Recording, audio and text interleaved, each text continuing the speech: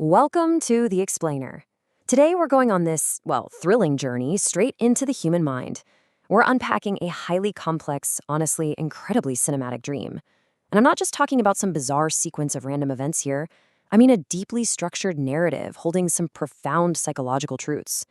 If you've ever struggled with people-pleasing, setting boundaries, or just that heavy, exhausting burnout feeling, this explainer is absolutely going to resonate with you on a massive scale. So it's the ultimate question, isn't it? What is your subconscious actually trying to tell you? Because, when we go to sleep, our brains don't just shut off, no way. They go right to work processing all the anxieties, the fears, and those unspoken rules we force on ourselves while we're awake. Today, we're unboxing a fascinating psychological mystery. We're taking one epic dream and breaking the whole thing down to reveal the hidden architecture of a mind under intense pressure. Just to give you an idea of what we're dealing with today, look at these absolutely chaotic dream elements.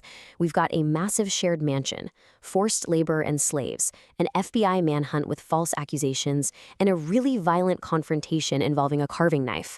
I mean, it literally sounds like the plot of a Hollywood thriller. But, as we're going to see, every single one of these bizarre elements perfectly maps to a very real, very common waking life struggle. So let's start decoding. Okay, let's dive right into this. Section 1. Decoding the mansion in nets. We're starting with the very first scene of this dream, which really sets the stage for the whole shebang. The dreamer finds themselves in this vast, sprawling mansion in America. But despite its massive size, it feels kind of like a crowded share house. Strangers are literally everywhere.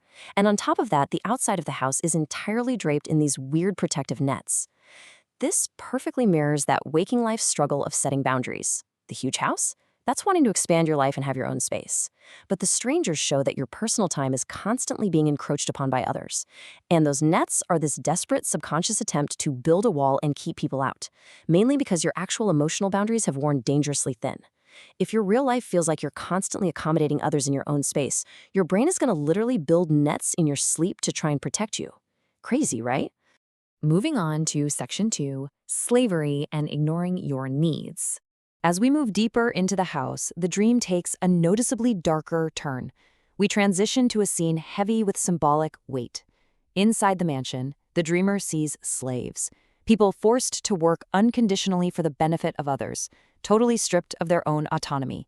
Now, this is a devastatingly accurate reflection of a very specific real-world habit. I'm talking about the habit of suppressing your own feelings, your own exhaustion, and your own needs, all just to meet everyone else's expectations. It's that toxic inner voice saying, if I just push through, if I just do this one more thing for them, everything's going to be fine. You effectively make yourself a servant to the demands of your environment, completely neglecting yourself in the process. But right here is where a little glimmer of hope pops up in the dream. The dreamer actually stops and says, thank you to these laborers. And this isn't just mere politeness. This represents a totally crucial first step in healing. It's the dreamer finally acknowledging their own neglected needs and all that immense unseen effort they've been putting in. Because, let's face it, before you can change your life, you have to acknowledge how hard you've actually been working. Can you finally look at your own exhaustion and say, thank you for getting me this far? Which brings us to Section 3, the clinic of unrecognized effort. Now, what's really interesting about this next part is the sheer absurdity of it. Dream logic kicks in, and the sprawling mansion suddenly transforms into a sterile medical clinic. The dreamer is being evaluated, answering all these questions about their health, diet, habits, and they're nailing it, answering perfectly. Naturally, they expect some validation from the doctors, right? But instead of praise, a doctor suddenly punches them violently in the inner thigh. I mean, who wouldn't want to switch doctors after an exam like that? And the kicker is, when the dreamer passively begs, please stop, the doctor just hits them even harder. Let's break down this bizarre cruelty for a second. The inner thigh represents the foundation of the body, the real core of your stability. Doing everything right but getting punched anyway, that explicitly connects to the crushing real-world frustration of trying your absolute best in a toxic environment. You follow all the rules, you put in the work, but instead of being valued, you're met with harsh, foundation-shaking criticism.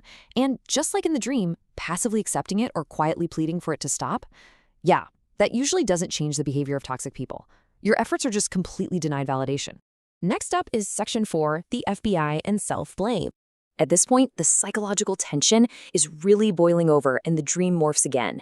This time into a full-blown crime thriller involving the FBI. It plays out literally like a movie. A husband commits a murder and meticulously, perfectly cleans up the crime scene, changes his shoes, wipes away every single fingerprint, hides all the evidence. So, what does this actually represent? It symbolizes the exhausting anxiety of perfectionism. It's that awful feeling that you must never make a mistake, and more importantly, you have to completely suppress every negative emotion perfectly so nobody ever sees you crack. It's the perfect crime of hiding your true self. And this brilliantly illustrates the trap of the self-blame loop. Because when the FBI actually arrives to investigate this crime, they completely ignore the real culprit, who's literally hiding right under the stairs. Instead, they accuse the dreamer. Suddenly, the dreamer is on the run for a crime they didn't even commit. See, if you constantly suppress your emotions and demand absolute perfection from yourself, the second a problem occurs, you bypass all logic and immediately take the blame. You hold yourself responsible for things totally outside your control. You basically become the false suspect in your own mind. Finally, we arrive at Section 5, Survivor's Guilt and Reclaiming Life. We're hitting the emotional climax of the dream now. The suspense is peaking, the dreamer's on the run, and the pressure finally just breaks. While running, the dreamer meets this polite, gentle woman who offers some kind words. But, and this is a big but, the very second the dreamer lets their guard down and expresses gratitude, the woman's face twists, her makeup gets dark, and she lunges at the dreamer's throat with a knife. This terrifying shift, it perfectly represents what happens when our forced kindness finally snaps. You can only play the polite, accommodating role for so long before the suppressed resentment explodes. The mask slips, and all that repressed anger comes out violently. But here is the massive, absolutely life-changing breakthrough. Remember the clinic scene? When punched, the dreamer just passively begged, "Please stop." But here, facing a lethal threat, the dreamer doesn't beg. Oh no. They pull out their own carving knife and fight back to survive. This is a monumental shift from passive victimhood to active defense. The dreamer is finally standing up, protecting their own life, and actively defending their boundaries. It's a huge victory for the subconscious. But, the subconscious rarely makes things easy for us. Just as the dreamer strikes back and neutralizes the threats, securing their own survival, they look down, and the defeated attacker on the floor transforms into the face of the dreamer's actual deceased brother. Just imagine the profound rush of empathy, shock, and absolutely devastating guilt the dreamer feels in that exact moment. They finally chose to fight for their own life, to survive, and the immediate emotional response is this crushing feeling that they've harmed someone they deeply love. So, the crucial point here is understanding exactly what this signifies, survivor's guilt.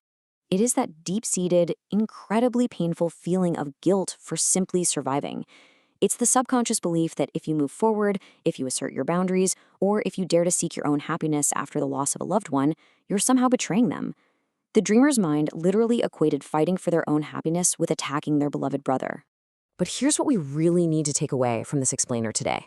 Your happiness and the sadness of your loss can and honestly must exist separately. Seeking joy, setting boundaries, wanting a good life, none of that negates your love for the person you lost. It doesn't mean you've forgotten them. The deceased would never want you to remain trapped in some mental mansion of forced labor and self-blame just to honor their memory. You're allowed to carry your grief in one hand and your joy in the other. And that brings us right to the core thesis we've pulled from this incredible source material. When you take off the mask of kindness, you finally gain the power to carve out your own life. Notice that imagery of the carving knife used in the dream? It's not just a weapon of defense, actually. It's a tool for sculpting. It's time to stop performing forced kindness at the expense of your own soul. Stop negating yourself just to keep the peace. Reclaim your autonomy. Which leaves us with one final, deeply personal question for you to reflect on. We've seen how the mind builds nets, absorbs blows, and suffers false guilt all just to avoid taking up space. But the breakthrough is possible. The tools to carve out your life are literally right in your hands. So ask yourself, look at your own boundaries, your own daily habits, and your own hidden guilt. Are you ready to finally allow yourself to be happy? Thank you so much for joining me on The Explainer today. I'll see you next time.